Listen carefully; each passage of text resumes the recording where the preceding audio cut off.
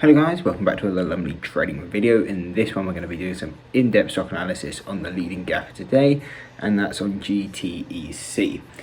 We do also have the one above, but there wasn't much more analysis to do with it because it's more of a choppy stock, so I thought it'd be better off doing GTEC.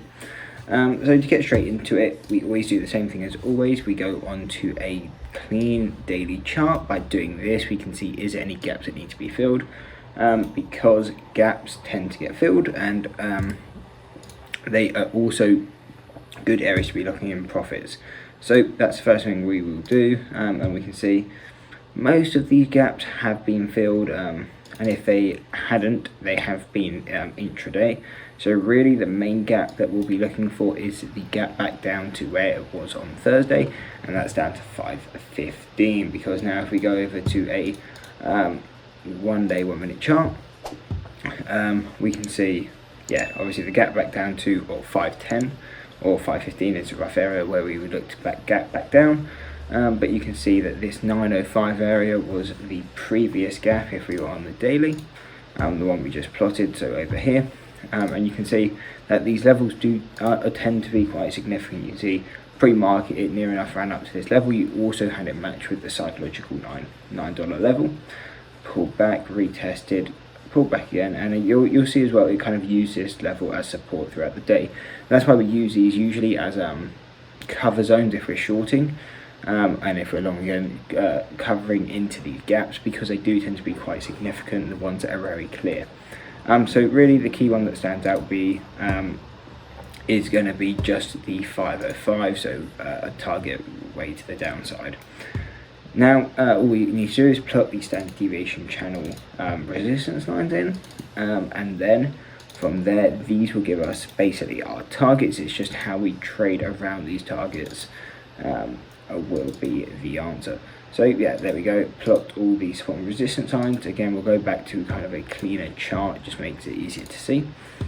So now going to a 5 day 5 minute, now all the support and resistance lines are plotted, and you'll be able to see just how they acted in intraday as key zones. You'll see it obviously comes in here, pulls back, retests, and then it was used for support throughout the day. And that's really what we'll be looking for. So right now, it's unclear whether GTEC will continue up or down, because it's still kind of stuck in between the deviations. I mean, right now we're kind of between the first and second deviation, and on something like a small cap, it's not unlikely for it to continue running into the third or even fourth deviation. So with GTEC, we can see it continuing to run. So as of right now, we can't really predict whether it's going to go up or down. So instead, we will kind of give levels for both ways, and then whether it gaps down or gaps up on Monday. If you're looking to trade it, then you'll have an idea on how to trade both. And really, all we'll be looking for is these levels. And you can kind of look exactly how they traded today, as that's the exact same way we would trade them going into Monday. You come into the level, the first time it touches the level, you could always look to short, depending on how you trade, as that's when you tend to get your pullback.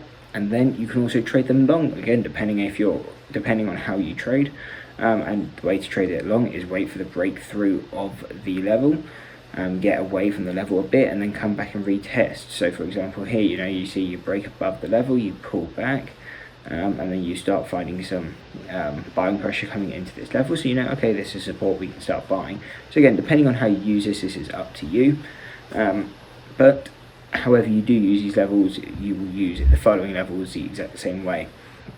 So again, if you're a long bias trader, you're probably best waiting for either the break of the 1108 or a new break of 1223. And if you're a long bias trader, you'll probably wait for the breakthrough, come back for the retest and get long then. And if you're a short bias trader, we would probably skip the 1108 because it has been touched after hours today, and instead wait for the 1223 short. And then again, depending on how you trade, you may trade it differently. Let's say we come into Monday, we kind of open up where we are now. We may wait for the break below 875, the retest of 875, and then if you're a short bias trader, you could be getting short like that. So again, these are the key levels where you expect to see some sort of movement. So depending on how you trade, you will use these different levels differently, as I've said. But yeah, these are the key levels you need to be looking out for. 515 is kind of, if you're short, that's going to be our main target, or overall target. 717 will be a struggle, just because it's the last deviation before coming into the gap fill. So 717 and 515 will both be the hard levels to crack. But our kind of overall target, if you're looking to short all the way back down, 515 will kind of be that target, because that will be the gap fill. You would expect some strong buying pressure coming into here. And then also the gap has been completely filled for this momentum move, so then there's really no need for investors to kind of keep buying up, or traders to keep buying it up.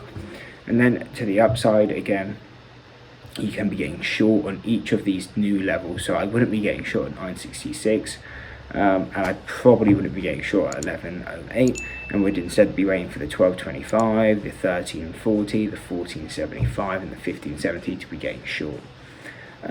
So that's kind of the overall analysis on GTEC. Hope that helps. Hope you see the next one, and that's it. Peace.